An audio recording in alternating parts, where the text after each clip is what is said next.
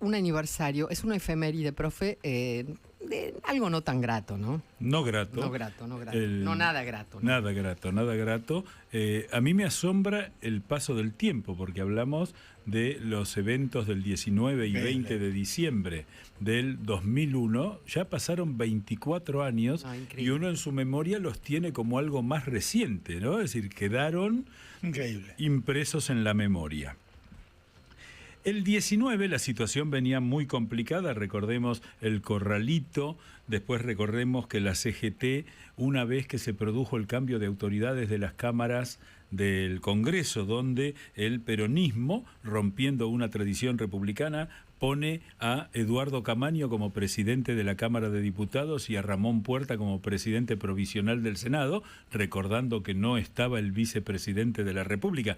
Eso produjo un atoramiento institucional, claro, porque cualquier evento que le pegara al presidente de la Rúa terminaba cambiando el partido de gobierno. No era lo que había votado la gente. Mal o bien, la gente había votado en el año 1999 a la Unión Cívica Radical y al Free Paso, que conformaban la alianza. Es decir, nunca se había presentado anteriormente una circunstancia de esta naturaleza.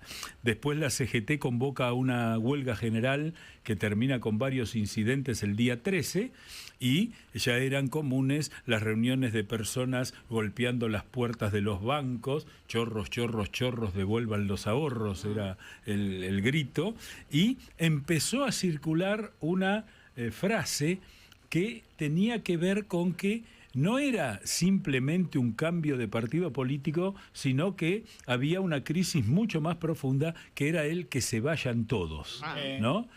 Tenemos varios de esos todos que todavía siguen estando en tareas legislativas en el país, incluso algún gobernador. La cuestión es que el 19 de diciembre a la mañana, a instancias del cardenal Estanislao Karlik, con el acompañamiento del todavía era Monseñor Jorge Bergoglio, arzobispo de Buenos Aires, y el obispo de San Isidro, Monseñor Jorge Casareto, que recordarán ustedes durante mucho tiempo había sido el presidente de Cáritas. Deciden convocar a una reunión, es decir, la iglesia convoca a una reunión diciendo: señores, pongámonos todos juntos porque acá viene un desastre. Esto que empieza el 19 concluye cuando asume el presidente Eduardo Duhalde y firma la convocatoria al diálogo argentino. Ajá. Para lo cual Duhalde convocó a un experto de las Naciones Unidas, Angulo, Carmelo Angulo, que fue el que logró destrabar relaciones que no se podían establecer por la bronca del momento, ¿no? Y cuando entra un tercero que hace de mediador, es importante tenerlo en cuenta. Bueno, la cuestión es que en esa reunión estaba el presidente de la República, el jefe de gabinete, que era Cristian Colombo, Ramón Mestre, que era el ministro del Interior, el jefe de gobierno de la ciudad, que era Aníbal Ibarra, digo para recordar algunos personajes, ¿no? Eduardo Duhalde, Raúl Alfonsín, Rodolfo Daer y Hugo Moyano. Que si queda algo claro es que no se fue nadie de la CGT, porque te seguimos con los mismos personajes, exactamente. Y Enrique Croto por la Sociedad Rural, es una reunión como diciendo: señores, acá nos tenemos que tener todos de acuerdo. Las reuniones ahí, ante la exigencia de un cambio de rumbo económico, es decir, la exigencia fue: hay que salir de la convertibilidad. De la Rúa dijo que de ninguna manera salíamos de la convertibilidad. Y recordemos que el ministro de Economía era Domingo Felipe Cavallo, ¿no? Que había sido... esa es una de las paradojas de la historia. Chacho Álvarez se va del gobierno y cuando después renuncia José Luis Manchinea, quien le acerca el nombre de Cavallo de la Rúa es el propio Chacho Álvarez. O sea, son esas cosas que uno dice: pero ¿y cómo es esto? ¿Vos no te fuiste? Lo que es la política. Lo que es la política, exactamente. En la política siempre hay lugar para uno más. La cuestión es que el 19 a la noche ya empieza a reunirse gente en la Plaza de Mayo, empieza a haber saqueos, empieza a haber desmadre. Entre otras cosas, le mandamos un saludo al presidente de Colombia, a Gustavo Petro, que hoy tuiteó diciendo están saqueando locales de comidas en las afueras de Buenos Aires, en la Argentina, con fotos de otros saqueos de años atrás. Sí, es ¿no? una fake news la que subió hace un ratito. Sí. Claro, pero digamos, como sabemos que se escucha este programa, le advertimos que se equivocó, que no son saqueos actuales. Porque no hay saqueos. Seguramente se equivocó No se sin querer. equivocó. Generalmente el 90% de las veces está en pedo el presidente de Colombia. No, es un hombre muy etéreo. No sé si toma alcohol, pero los efectos son los mismos. Claro, Le falta no lo oxígeno. decía por el chupi, lo decía por... Está en pedo en serio, ¿eh? Sí. Vive borracho. Bueno, en las reuniones de gabinete se duerme. Y por eso muy aburridas. Y se suspende la reunión hasta que se despierta el presidente. Esto pasa, ¿eh? No es broma. Pasado, no, a su momento a Pepe Mujica, ¿se acuerdan que se quedaba dormido, pobre? Sí, pero bueno, Pepe era más querible, no importa. Sí, es otra cosa. Bueno, volvamos, dale. La cuestión es que de la Rúa, cuando toda esa situación de la calle daba la sensación de cierto descontrol, sale por cadena nacional y decreta el estado de sitio. Que eso dio lugar a toda una polémica esa noche porque el Congreso estaba en sesiones extraordinarias.